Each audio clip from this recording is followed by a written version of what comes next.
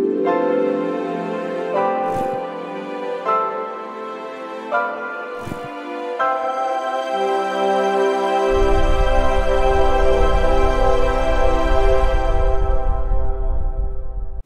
everybody, welcome to Barter Hordes. My name is Robert. Happy Friday. This week, first of all, it's 2 weeks in a row for me making a video, so woo! But this week's going to be relatively short because I've only finished one book this week. I read Douglas Stewart's Shaggy Bane, which, as you undoubtedly have heard, it won the Booker Prize recently. It's gotten a lot of acclaim. But it took me forever to read this book, and I'm not sure exactly why. So let me explain the journey I took with it. First of all, the story is pretty simple. It's set in 1980s Glasgow during the Thatcher era. It is about a family in poverty. Shuggie is the youngest of 3 siblings. His real name is Hugh. His mother, Agnes, is kind of a glamour girl within a poor economic class. She doesn't really work too often, but she has an alcoholic problem. She drinks more and more as the years go by, and gradually their family disintegrates as, first of all, she's left by a husband, abandoned in this old area of Glasgow that used to be a coal mine, the coal pits, but they've been closed down, so the people that live there are in extremely dire economic circumstances. And so she's there with 2 of her kids. Her middle child has already gotten married and left the country and is living in South Africa. Her oldest son has very little to do with her, and Shuggie is only 9, 10, or 11 at most of the time in this book. And he's devoted to his mother, but he also recognizes how destructive her alcoholism is. And he is struggling with his own sexuality. He is gay, but he doesn't really understand what that means. He doesn't really understand what sex is. But he knows he's different, and he just wants to be normal, he keeps saying. And he's struggling because the other kids pick on him because he's not athletic, he's not outgoing. And so he has a really difficult time of it. And this is a book about Agnes's slow descent into destruction and what it does to Shuggie. And it's a really painful book to read in that regard. There is a lot of Shuggie's anguish over what to do for his mother, how to try to act like the adult in this family even when he's 10 and 11.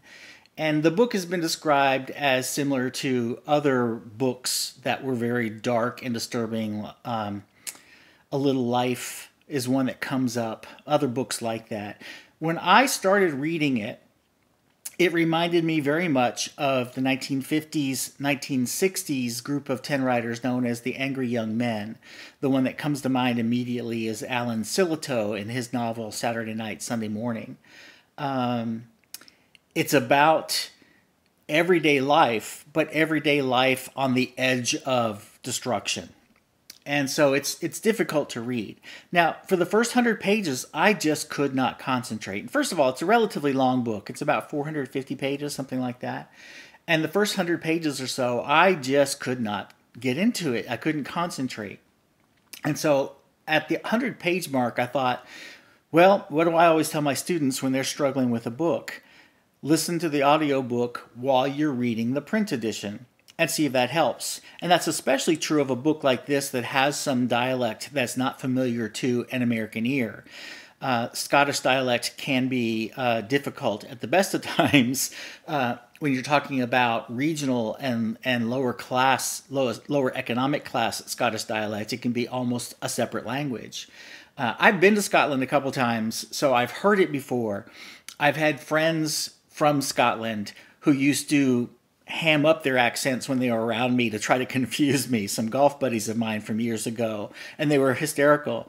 And through being a soccer fan, a football fan, I've listened to a lot of Scottish commentary. And so it's become familiar to my ear, but the slang isn't always familiar. And suddenly listening to the audiobook, this whole experience just clicked in for me. And it became much more immediate, much more powerful. But that actually slowed me down even more. When I read a book along with the audio, it slows me down. And I'm not the kind of audiobook reader who can just turn up the speed of the reading. To me, that distorts the whole point. You're not listening to a voice, you're listening to a machine read really fast. And so the fastest I can listen to an audiobook is maybe 1.25, 1.2 on Audible. And so it took me 10 days to finish this book, but at the end of it, it's a very memorable experience, partly because the audio was so good. I don't think it's the best book I read this year. I didn't even give it 5 stars. I gave it 4. Probably was more like 4.5. And reading it right after having read Hamnet, which I enjoyed so much, may be a really tough back-to-back comparison because I think both of them are among the best books of the year, as evidenced by the Women's Prize and the Booker Prize.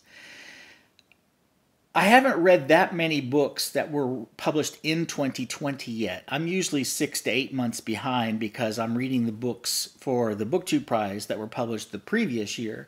I'm trying to change that a little bit where I work some of the new ones in as they come out, so I don't have as many of them to read at the end of the year as I did this year.